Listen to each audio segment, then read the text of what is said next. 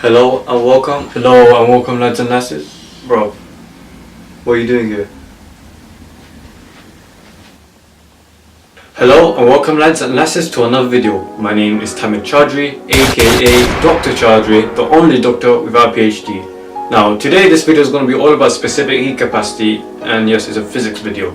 Now what is specific heat capacity? Specific heat capacity is the energy that you need to transfer to 1 kg or kilogram of a material or substance to increase the temperature by 1 degree Celsius.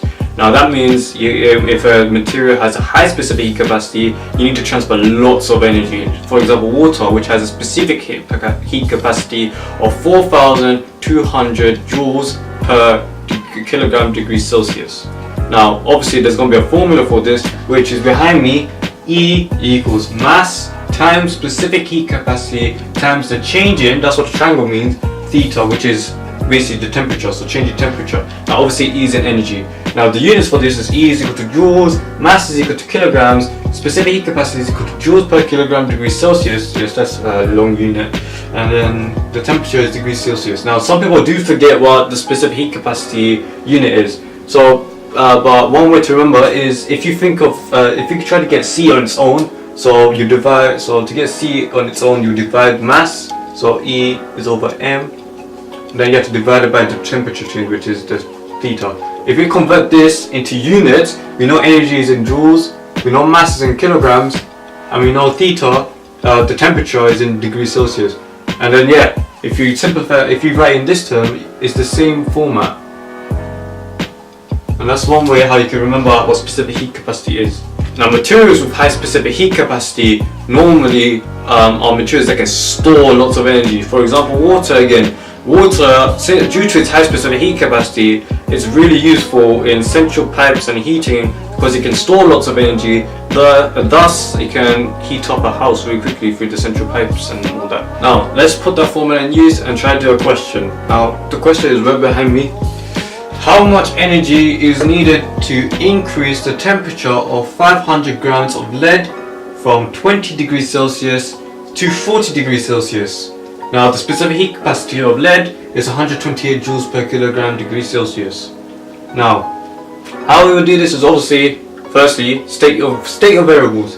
We got the mass, which is 500 grams.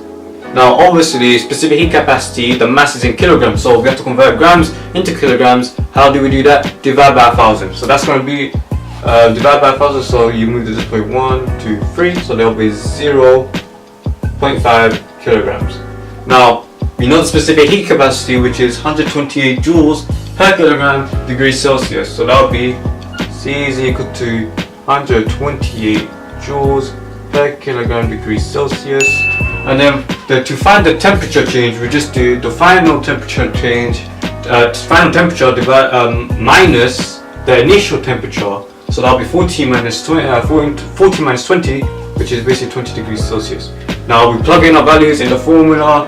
E equals mc theta, so that can lead to 0.5 times 128 times 20, which is equal to 1,600 joules.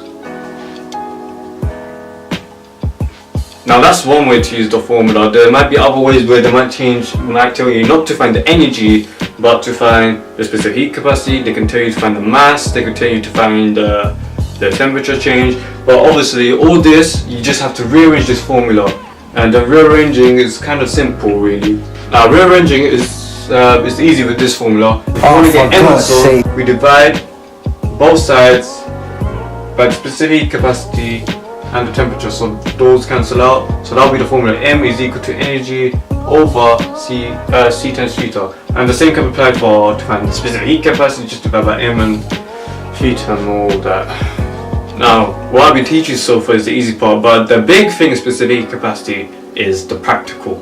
Yes, the dreadful practical.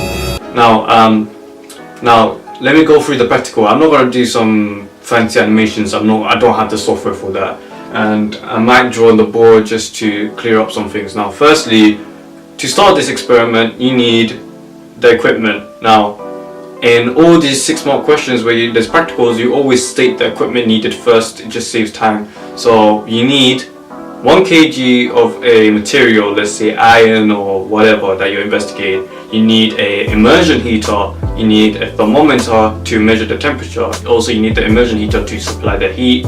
You need an insulating material to reduce the energy loss to the surroundings. You need an ammeter to measure the current. You need a power supply to supply the potential difference, to set up the current and all that. And obviously, you need the wires to connect all this and all that. Yeah, that's all the equipment you basically need. Now, you don't need 1 kg of a material. You can get any material, but make sure to measure the mass of the material using a balance and all that. Let's start this experiment. Firstly, measure the initial temperature of the block of whatever material you got and record this temperature.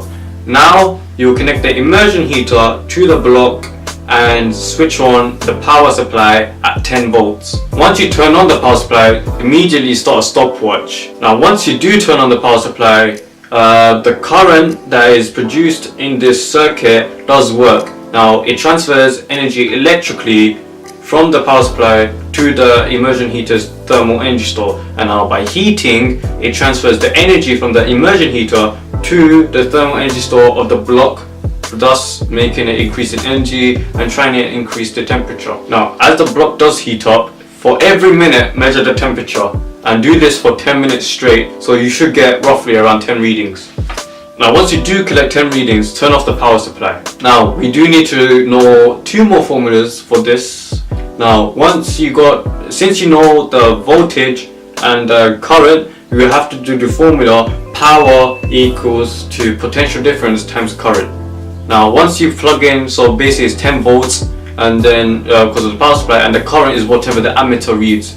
So if you do have an ammeter, just read it off.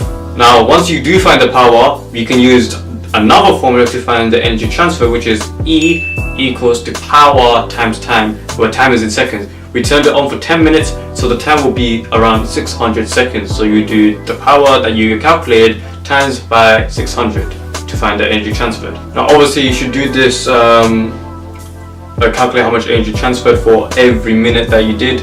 So yeah, so the final point where the final point of your graph will be obviously the power you calculate times 600, but for each step you times it by the minutes that you calculate. So if you found your result for 1 minute, times the power by 60, and when you found your results at 2 minutes, times the power by 120. You should find that there's a kind of like a linear pattern, a straight line in your graph if you plot the results. Now, in your exams, you do have to say plot your results because it is needed to find the specific heat capacity of a material.